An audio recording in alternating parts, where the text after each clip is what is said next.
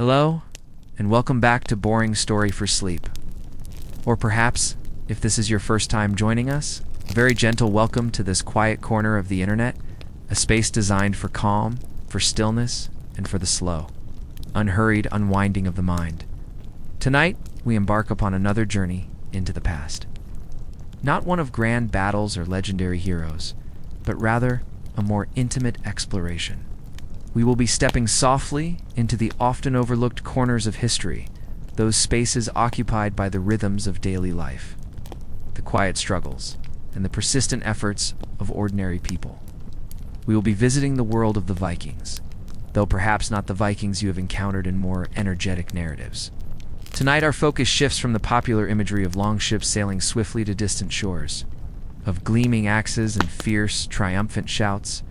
Instead, we will be exploring a different kind of Viking existence, one rooted deeply in the earth, subject to the whims of the seasons, and often characterized by a quiet, enduring hardship. We will consider, with a soothing slowness, precisely why it sucked to be a Viking farmer and more. It is easy, in our modern comfort, to romanticize the past, to smooth over the rough edges, and to imagine a bygone era through a lens of adventure and exoticism. But the truth, as it so often is a more nuanced tapestry, woven with threads of relentless labor, constant vigilance, and an almost unending negotiation with the natural world. Tonight, we will pull back that veil not with drama, but with a gentle curiosity, allowing the realities of their daily lives to unfold before us, slowly, like the settling dust of ages. So, as the subtle hum of our story begins, I invite you to find your most comfortable position. Let your breath become slow and even. Allow your thoughts, like little boats on a calm lake, to drift gently away. There is nothing urgent here, nothing demanding your immediate attention. Just the quiet murmur of history, a soft recounting designed to guide you towards a tranquil repose. Let us begin our journey, not into a world of myth, but into the quiet, often challenging reality of the Viking Age.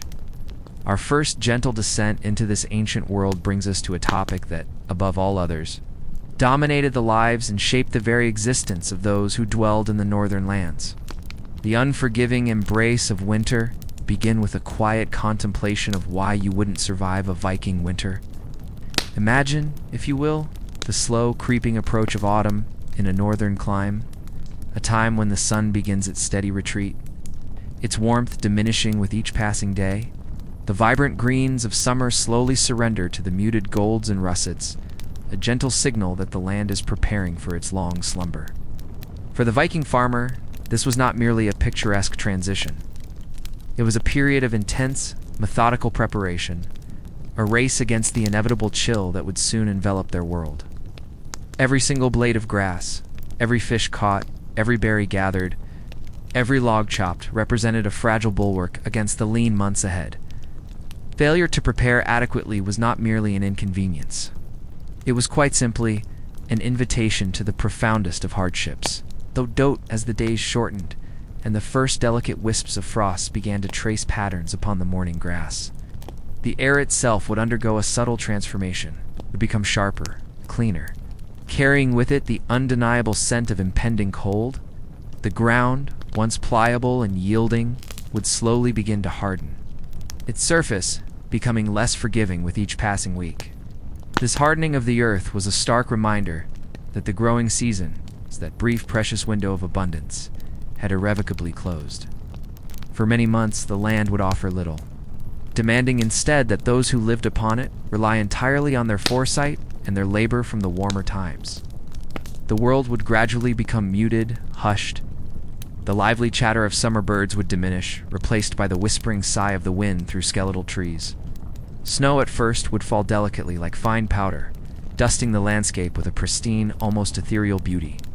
But this gentle beauty was deceptive. Soon, the delicate flakes would give way to heavier, more persistent falls, blanketing the land in a deep, insulating layer that could persist for many, many months. Travel, already arduous, would become a formidable challenge, often isolating communities for extended periods. The familiar pathways between settlements, between farm and forest, would disappear beneath an unbroken expanse of white, forcing reliance on memory and ingrained knowledge of the land. Within the longhouse, the heart of the Viking home, life during these long winters revolved around the central hearth. This was not merely a place for cooking, it was the very lifeblood of the dwelling, providing the precious warmth that stood between its inhabitants and the relentless cold outside. The air within these halls, however, would carry a persistent, pervasive scent, that of wood smoke. While the smoke provided warmth, its constant presence also meant a certain kind of air quality. A heavy, often stinging atmosphere that permeated clothing, hair, and every corner of the dwelling. Imagine the sensation of that smoky air, perpetually clinging, a constant reminder of the fight against the chill. The construction of these longhouses, often with thick, turf-covered walls, was designed for insulation, to trap what little warmth could be generated. Yet even with these efforts, the edges of the living space would remain cool, perhaps even truly cold. A stark contrast to the immediate vicinity of the fire. The nights would be long, interminably so, stretching for hours on end, broken only by the flickering glow of the fire or the faint, distant howls of winter creatures. Sleep, while a necessity, was often interspersed with the need to tend the fire, to add another log. To ensure its flickering embers did not entirely succumb to the cold, food, during these months, was a carefully managed resource, a testament to the preservation techniques of the time. Fresh produce, a luxury of summer, was a distant memory. Instead, the diet would consist primarily of staples that could endure long periods of storage: salted fish, dried meats, preserved grains, and perhaps some root vegetables, carefully stored in earth cellars, formed the bedrock of their sustenance. The taste would be robust, often intensely savory from the salting, a sharp contrast to the delicate flavors of summer. Imagine the texture of dried meat requiring careful chewing, slowly releasing its concentrated flavors. Or the pervasive saltiness of preserved fish, a constant companion to every meal. This was not a cuisine of variety or indulgence. It was a cuisine of survival, designed to provide sustenance, not delight. The concept of a truly full belly, in the way we might understand it today, was often a fleeting luxury. Hunger, in varying degrees, was a familiar sensation, a constant, low thrum beneath the surface of daily life. The rations would be carefully portioned, stretched to their utmost, always with an eye towards the uncertain future, the possibility of a longer, harsher winter than anticipated. The specter of true starvation, while perhaps not always present, was never entirely absent from their collective consciousness, a silent, weighty presence in the long winter nights. Daily chores, even the simplest ones, took on an added layer of difficulty in the winter. Fetching water, for instance, might involve breaking through a layer of ice on a well or stream, the biting cold of the water instantly numbing the hands. Animal husbandry, a continuous task, meant braving the elements to care for the livestock huddled in their byres, their breath steaming in the frigid air.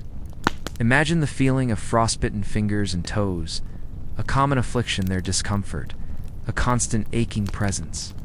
The wind, when it whipped across the open land, would carry with it a stinging cold, a relentless assault on any exposed skin. It was a cold that seeped into bones, a pervasive chill that was difficult to truly escape, even indoors. The days themselves were brief, grudging affairs, the sun making only a low, arcing journey across the southern sky, if it appeared at all through the cloud cover. Much of the active day would be spent in semi-darkness, illuminated only by the firelight, the dim glow of rudimentary lamps, fueled by animal fat. This prolonged darkness, combined with the relentless cold and the constant, low-level worry about provisions, would naturally cast a certain pallor over the spirits. While these were resilient people attuned to the rhythms of nature, the sheer duration of the winter, its demanding nature, surely tested the limits of their endurance. Winter was also a time of heightened vulnerability to illness. The close confines of the longhouse, the smoky air, and often a diet lacking in fresh vitamins created an environment where sickness could spread with alarming ease. A simple cough could quickly escalate into something far more serious. Without the benefit of modern medicine, even common ailments could prove to be profound challenges, sometimes leading to a quiet fading away. The vulnerability of the young and the very old would be particularly acute during these months. a silent, pervasive concern for every family. Yet despite these pervasive hardships, life continued. Winter was also a time for indoor crafts, for mending tools, for weaving, for storytelling. It was a period of enforced introspection, of huddling together, relying on the warmth not just of the fire, but of shared human presence. The slow rhythm of winter life, while challenging, was also a period of relative quiet, time for the renewal of the land beneath its blanket of snow, and a time for the people to rest as best they could from the strenuous labor of the growing season. It was a long, enduring test, a profound negotiation with the raw power of nature, and a stark reminder that survival itself was a daily, hard-won victory. And it is this quiet, persistent struggle, far more than any myth, that truly we gently ease ourselves from the quiet, enduring struggle of the Viking winter. Our journey now takes a slightly different turn, though still very much within the same historical landscape. We will shift our gaze, ever so slowly, from the anonymous, daily grind of the farmer to a singular, remarkable life. One that illustrates the broader currents and possibilities within the Viking world. We move now to a contemplation of a life lived on a grander scale, a life marked by extensive travels, considerable ambition, and a final, defining moment. Let us, with our characteristic calm, explore the saga of Harald Hardrada. Harald Sigurdsson, later known as Hardrada the Hard Ruler, began his life in Norway in the early 11th century. Born into a family with royal connections, albeit somewhat distant ones, his half-brother Olaf II was the King of Norway, a figure whose destiny would profoundly influence Harald's own. Young Harald, even in his youth, was a participant in the turbulent political landscape of the era.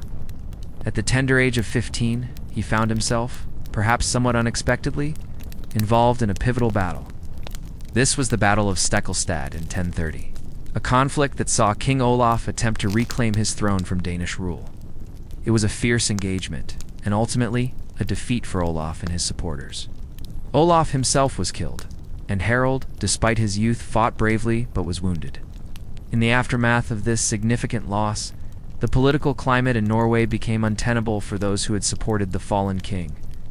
Thus began Harald's period of exile, a forced departure from his homeland that would ultimately transform him from a provincial noble into a figure of international experience and considerable renown. His journey, which began perhaps as a desperate escape, slowly evolved into an extraordinary adventure, a testament to the interconnectedness of the medieval world, even across vast distances. Harald first traveled eastward, seeking refuge and opportunity in Kiev and Rus, the precursor state to modern Russia and Ukraine.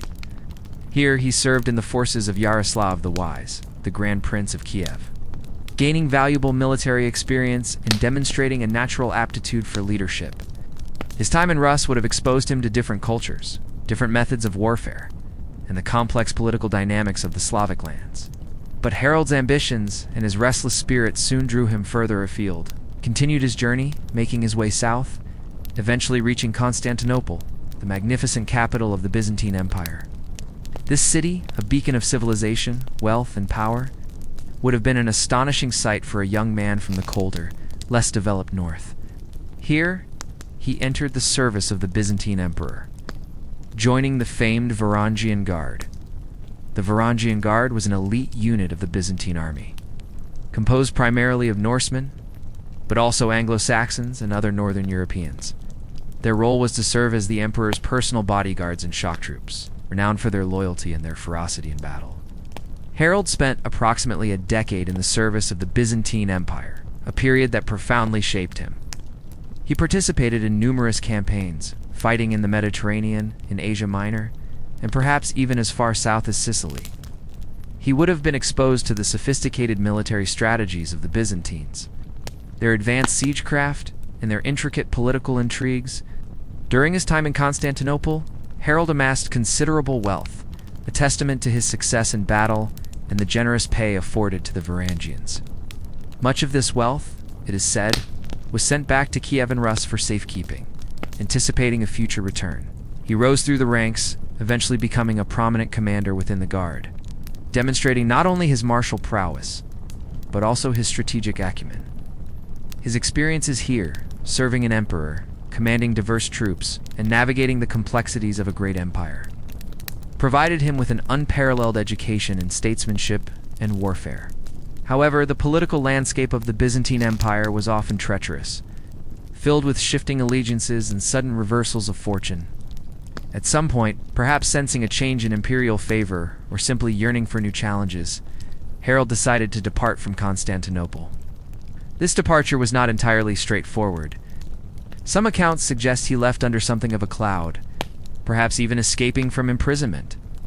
Regardless of the exact circumstances, he managed to leave with his considerable accumulated wealth and his reputation as a formidable warrior and commander intact. Harold returned to Kiev and Rus around 1042, where he married Elizabeth, the daughter of Yaroslav the Wise, further cementing his connections and influence. But his gaze, ever ambitious, was now turning back towards his homeland. The political situation in Norway had evolved during his long absence. His nephew, Magnus the Good, Olaf's son, was now king of Norway and Denmark. Harold, with his wealth, his military experience, and his royal connections, presented a formidable challenge. Rather than engaging in immediate conflict, a more pragmatic solution was reached. In 1046, Harold was recognized as co-ruler of Norway alongside Magnus. This arrangement, however, was destined to be short-lived. Magnus died just a year later, leaving Harold as the sole king of Norway. As king of Norway, Harold Hardrada ruled for nearly 2 decades. From 1047 to 1066, his reign was characterized by a period of consolidation and strong central rule. He continued the process of nation-building that his half-brother Olaf had begun, asserting royal authority and establishing a more unified Norway. He founded cities, most notably Oslo, and engaged in a series of campaigns to assert his dominance, particularly against Denmark, in a protracted struggle for control over the region. His experiences in the Byzantine Empire had equipped him with a deep understanding of governance and military organization, which he applied to his own kingdom. However, Harold's ambition was not confined to Norway. His gaze, ever restless, eventually turned westward, across the North Sea, towards England.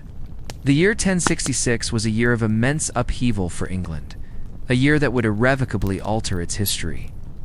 King Edward, the Confessor of England, had died childless, triggering a succession crisis. Harold Godwinson, a powerful English earl, was proclaimed king, but his claim was immediately challenged from 2 formidable directions. One challenger was William, Duke of Normandy, who claimed a prior promise of the throne. The other, perhaps surprisingly, was Harold Hardrada. Harold's claim to the English throne was, to some extent, based on an earlier agreement between his nephew Magnus and the Danish king Harthocnet, which suggested that if either died without an heir, the other would inherit his kingdom. While this agreement was somewhat convoluted and arguably outdated, Harold, ever the opportunist and ambitious ruler, seized upon it as a legitimate justification for invasion. He was also reportedly invited by Tostig Godwinson, Harold Godwinson's estranged brother, who sought to regain his lost earldom and was willing to ally with anyone who could help him achieve this. Thus, in the late summer of 1066, Harold Hardrada assembled a substantial fleet and an army, departing from Norway with the clear intention of conquering England. His force was considerable, consisting of seasoned warriors, many of whom had fought alongside him in his various campaigns. It was a grand expedition, a final ambitious gamble for a man who had already achieved so much. The Norwegian fleet sailed across the North Sea, making landfall in northern England. They achieved an initial victory at the Battle of Fulford Gate, defeating the forces of the Earls of Mercia and Northumbria. This success allowed them to occupy York, a significant strategic prize.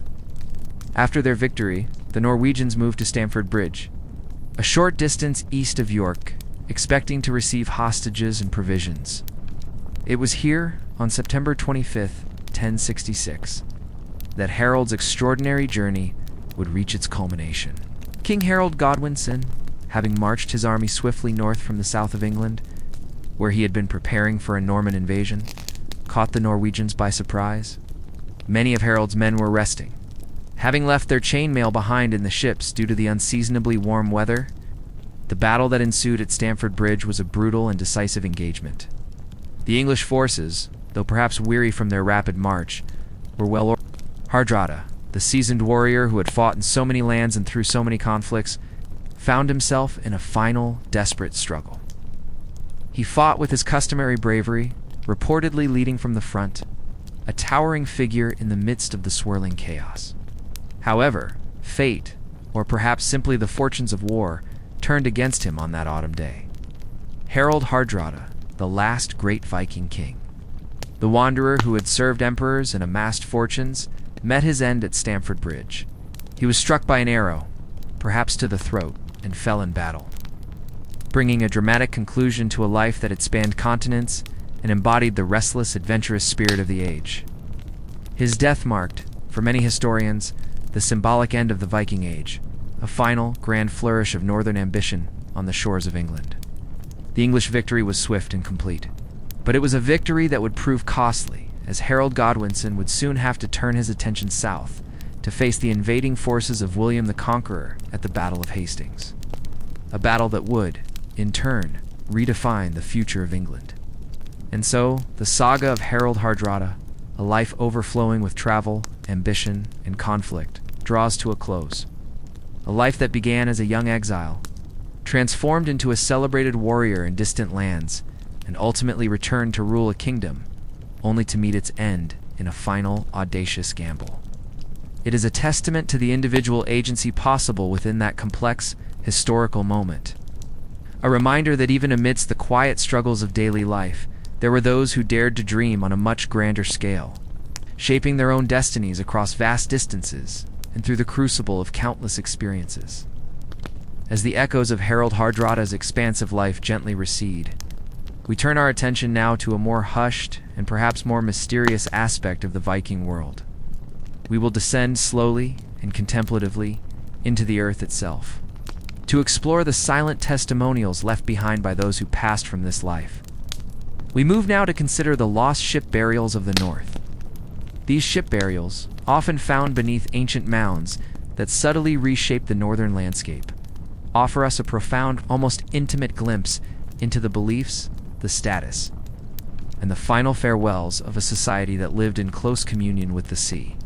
They are not merely graves, they're carefully constructed, symbolic journeys into the afterlife, vessels prepared for a final voyage beyond the known world. Imagine, if you will, the careful process of preparing such a burial. It was a momentous undertaking requiring considerable resources and communal effort. For individuals of high status, or those revered within their communities, their final resting place was often designed to reflect their importance in life and to ensure their well-being in the world to come. Most striking aspect of these burials is, of course, the ship itself. These were not always the grand, long-distance voyagers that traversed oceans.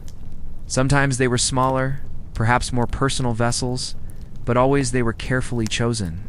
The ship, a symbol of journey, of trade, of exploration, and of connection, was perceived as the ideal vehicle for the ultimate passage.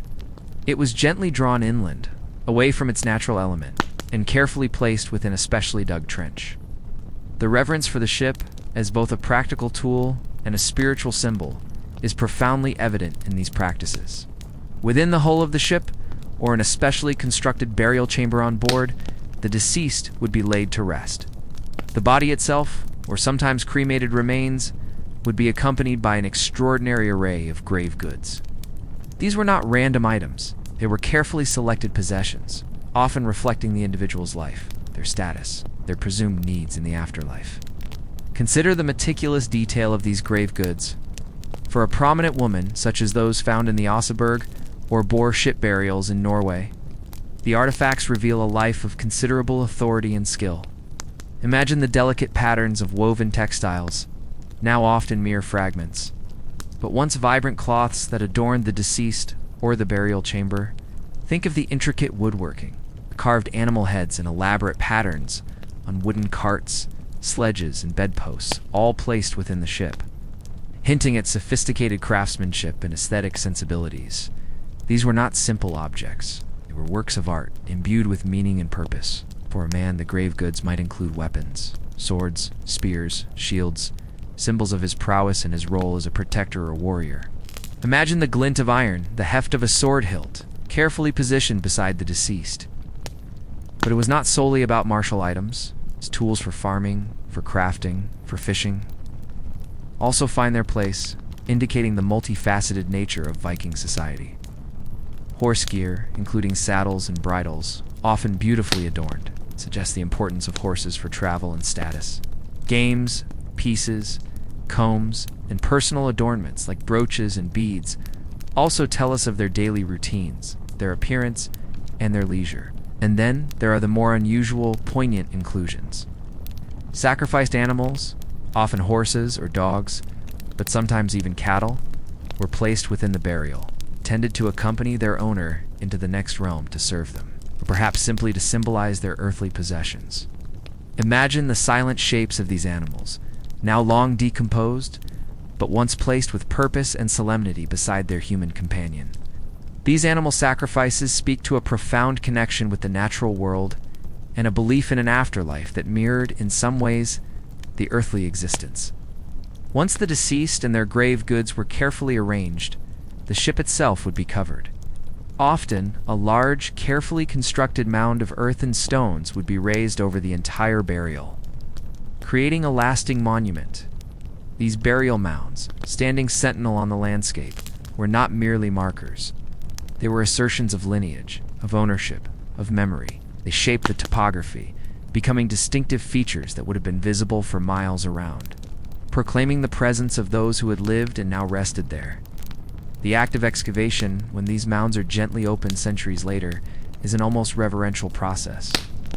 Archaeologists, with their meticulous care, slowly peel back the layers of earth, revealing the silent narratives held within. The ships themselves, often preserved only as dark stains in the soil, the ghost of their original form, still convey a powerful sense of purpose and presence.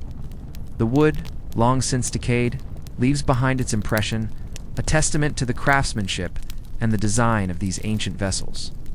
When artifacts are uncovered, they emerge from the darkness of centuries, offering tangible links to these lost lives. The gleam of a bronze brooch, the delicate curve of a glass bead, the intricate carving on a piece of antler-reach object whispers its own story, contributing to a larger, more complete picture of the individual and their society.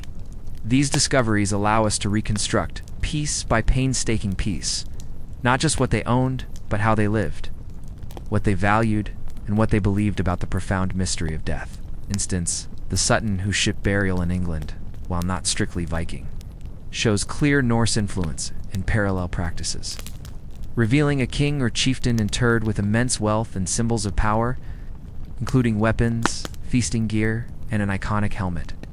The Gokstad and Oseberg ship burials in Norway, however, are quintessential Viking examples. The Oseberg ship, in particular, with its beautifully preserved wooden carvings and the rich array of textiles and household goods, offers an unparalleled window into the lives of the two women buried within, whose identities remain a gentle mystery, but whose status and influence are clearly evident. These mounds, these silent ships, these carefully chosen artifacts, they are not just historical curiosities. They are profound acts of remembrance, testaments to a worldview that saw the journey through death as a continuation, not an end. They speak of a society that held a deep respect for its dead, honoring them with the very vessels that had defined so much of their earthly existence. And so, as we allow the subtle mystery of these lost ship burials to settle within us, we are reminded that even in death, the Vikings continued their journeys, provisioned and honored, sailing into the unknown, leaving behind these quiet, enduring legacies for us to rediscover centuries later. They are whispers from the past, reminding us of the rich tapestry of human experience. Even in its most profound and final moments finds the lived experience of the Viking farmer during the long, cold embrace of winter. Having explored the quiet solemnity of the ship burials and the expansive life of a Viking king, we now gently shift our focus to a different kind of gathering, one that represents a moment of relative warmth, community, and perhaps a temporary respite from the relentless demands of daily life. We turn our attention to the heart of Viking social interaction, to a scene of communal sustenance and subtle power dynamics. Let us, with a soothing slowness, imagine feasting in a Jarl's longhouse. Picture, if you will, the longhouse on an evening, perhaps during the darker, colder months when outdoor labor was diminished. would mark a significant occasion, a harvest, a successful trade, or a wedding.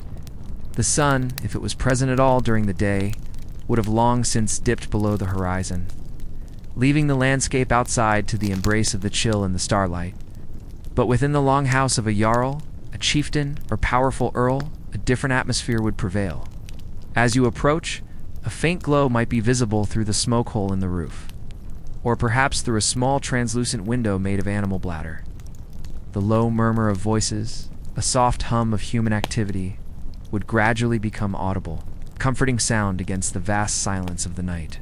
The scent, as you draw closer, would be distinct and inviting. The rich aroma of wood smoke, mingled with the savory promise of roasting meat, and the sweet, yeasty tang of fermenting mead. These were the fundamental perfumes of a Viking feast, signaling warmth, sustenance, and companionship. Stepping inside, the first sensation would be the embrace of the warmth, a profound comfort after the biting external cold. The central hearth, which we spoke of earlier as the lifeblood of the longhouse, would now be roaring with a strong, steady fire, its flames casting dancing shadows across the timbered walls and the faces of those gathered. This fire was not just for heat, it was the focal point, a living, breathing entity around which all social activity revolved. Its light, though flickering and uneven, would be the primary illumination, creating an intimate, almost dreamlike ambience within the vast hall. The longhouse itself, in a jarl's dwelling, would be an impressive structure. Its interior would be spacious, with sturdy wooden posts supporting the roof. Along the sides, low platforms would serve as benches for sitting and sleeping, covered perhaps with animal hides or woven blankets, providing a degree of comfort. Tonight, these benches would be filled with people, family members, retainers, trusted warriors, and perhaps a few invited guests from neighboring farms or settlements. There would be a gentle buzz of conversation, not boisterous shouts, but the steady flow of voices, the occasional soft laughter, and the clinking of drinking horns. The feast itself would be a substantial affair, a generous display of the jarl's wealth and hospitality. The center of the hall, or perhaps long, simple wooden tables, would be laden with food. Roasted meats would be prominent, perhaps a whole boar, slowly cooked over the open flames, its skin crackling, its rich aroma filling the air, possibly joints of beef, mutton, or venison, depending on what the hunt or the farm had provided. These would be served in generous portions, carved with practicality rather than delicate presentation. Imagine the sight of the dark, glistening meat, steam rising gently, ready to be pulled apart and shared. Alongside the roasted meats, there would be other staples. Hearty root vegetables, perhaps turnips or carrots, boiled or roasted in the embers, offering a grounding sweetness. Coarse dark bread baked from rye or barley would be distributed, essential for soaking up the rich juices and providing bulk. Sometimes, if the harvest had been good, there might be dried fruits or berries, a rare touch of sweetness. The food was robust, designed to nourish and sustain, to replenish the energy expended in a life of physical labor. It was a cuisine of earthiness and substance. The primary beverage, of course, would be mead. This fermented honey wine, ranging in strength and sweetness, would flow freely. It would be served in drinking horns, often beautifully adorned, passed around or held steadily as the evening progressed. The act of drinking mead was more than mere consumption. It was a communal ritual, a bonding experience. Imagine the feel of the horn in your hand, the taste of the mead, sometimes earthy, sometimes sweet, sometimes with a subtle alcoholic warmth. As it slowly makes its way down, it loosened tongues, eased burdens, and fostered a sense of camaraderie. The hierarchy within the hall, though not explicitly stated, would be subtly present. The jarl and his immediate family would occupy the most prominent positions, perhaps at the head of a central table, or near the warmest part of the hearth. Their clothing might be finer, their adornments more elaborate, yet the atmosphere would still be one of shared community. The jarl's role was not just to rule, but to provide, to host, and to maintain the social cohesion of his household and his extended network. As the eating and drinking continued, the conversation would ebb and flow. There would be the retelling of news from other settlements, the sharing of observations about the weather or the state of the crops. Stories would be a central part of the evening. Perhaps an elder would recount a tale of their ancestors, a local legend, or a saga of a famous deed. These stories, passed down orally, were not just entertainment. They were the repositories of history, of values, and of identity. Imagine the quiet, attentive faces, illuminated by the firelight as a skilled storyteller wove a narrative. His voice rising and falling, capturing the imagination of his audience. Beneath the surface of the laughter and the shared food, there would always be the gentle hum of politics. Alliances were subtly reinforced, debts quietly acknowledged, and agreements tacitly understood. A feast was an opportunity for the Jarl to demonstrate his power and his generosity, to solidify his standing within the community. Guests would observe, listen, and gauge the strength and influence of their host. These interactions, while seemingly casual, were often laden with unspoken meaning, shaping the social fabric of the settlement. The soft warmth of the hall, the gentle glow of the fire, the steady rhythm of conversation, and the comforting presence of others would create a cocoon against the cold, dark world outside. It was a space for connection, for the reinforcement of bonds, and for a temporary reprieve from the constant vigilance required by life in the north. The sounds would be a mix of the crackle of the fire, the murmur of voices, the occasional clink of a horn, and perhaps the distant muffled sound of the wind sighing outside. As the hours passed, the energy would slowly wind down. The initial exuberance would settle into a more mellow contentment. Some might drift off to sleep on the benches, their bellies full, their minds eased by the mead and the camaraderie. The fire would slowly dwindle to glowing embers, casting longer, softer shadows. The air would still carry the lingering scent of smoke and roast meat, a warm memory of the gathering. The feast, having served its purpose of nourishment, social bonding, and gentle affirmation of hierarchy, would slowly dissolve into the quietude of the late night. It was a simple, yet profoundly significant act of communal life, reflecting the enduring human need for connection and belonging, even in a world defined by its demanding realities. And so our gentle journey through the Viking Age begins its slow, quiet conclusion. We have wandered, softly and without haste, through the quiet hardships of a northern winter, feeling, perhaps, the imagined chill in our bones and the pervasive scent of wood smoke. We have followed the extraordinary path of Harald Hardrada, a life lived on a grand scale, from exile to Emperor's Guard, to king, to his final, distant resting place. And we have descended into the silent earthen mounds to contemplate the ship burials, those profound, symbolic farewells that speak of voyages beyond this life.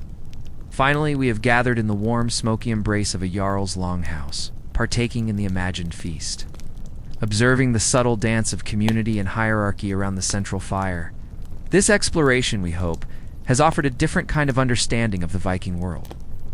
One that delves beneath the surface of popular myth to uncover the quiet, persistent realities of daily existence. It is a world we have seen that was far from easy, demanding resilience, ingenuity, and an intimate knowledge of the land and sea.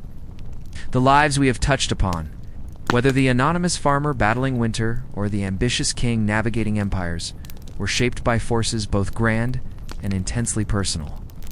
As we gently transition back to our present moment, perhaps a quiet reflection might offer itself.